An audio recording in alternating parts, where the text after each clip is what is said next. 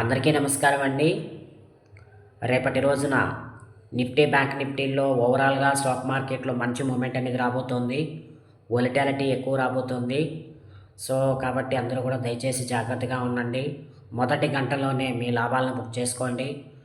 ఏమాత్రం మీకు కనిపించిన లాభాలు ఉన్నా సరే దయచేసి వెంటనే కూడా బుక్ చేసుకునే ప్రయత్నం చేయండి. స్టాక్ మార్కెట్ ఓపెన్ అయిన వెంటనే అలా బుక్ చేసుకోలేదనుకోండి, ఉన్న ఫలంగా స్టాక్ మార్కెట్ ఎటువైపుకైనా వెళ్ళిపోవచ్చు.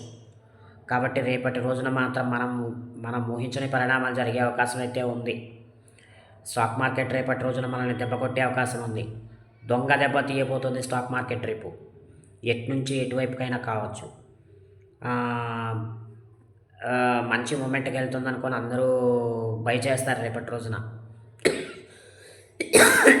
అలాంటి వాళ్ళని స్టాక్ మార్కెట్ ముంచేస్తుందేమో అని భయమేస్తుంది. ఒకవేళ ఇంత అప్ మూమెంట్లో ఉంది కదా, కనీసము పుట్టుకొందాము, ఒక 10-20 పాయింట్లు సంపాదించుకుందామనే కారణంతో అందరూ పుట్లు కొంటారు. కానీ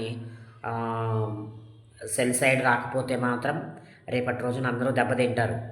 దయచేసి స్టాక్ మార్కెట్ల యొక్క గమనాన్ని గమనించి మార్కెట్లు ఎటుపోతే మీరు కూడా అటే ప్రయాణం చేయండి.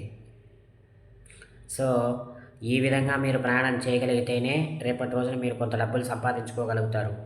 ఇదంతా ఇంట్రాడే పాయింట్ ఆఫ్ వ్యూలో చెప్తున్నాను నేను మీకు.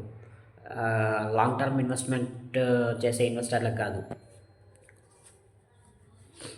సో రేపటి రోజున మార్కెట్లు చాలా విగరిష్ వొలటాలిటీ అనేది ఉండబోతోంది. సో కాబట్టి దయచేసి జాగ్రత్తగా ఉండండి. పుట్లు కొన్నా, కాల్స్ కొన్నా కేవలం 10 నుండి 20 పాయింట్లు లేదా 30 పాయింట్లు పెట్టుకోండి. నిఫ్టీలో అయితే, బ్యాంక్ నిఫ్టీలో అయితే కేవలం 10 నుండి 20 పాయింట్లు పెట్టుకోండి చాలు.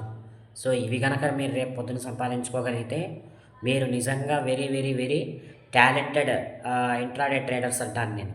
సో ఇలాంటి వీడియోస్ ఎన్నో మీకు నేను పెడుతుంటానండి. దయచేసి నా ఛానల్ని లైక్, షేర్, కామెంట్, సబ్స్క్రైబ్ చేయడం అస్సలు మర్చిపోకండి. Okay, thank you very much. Bye.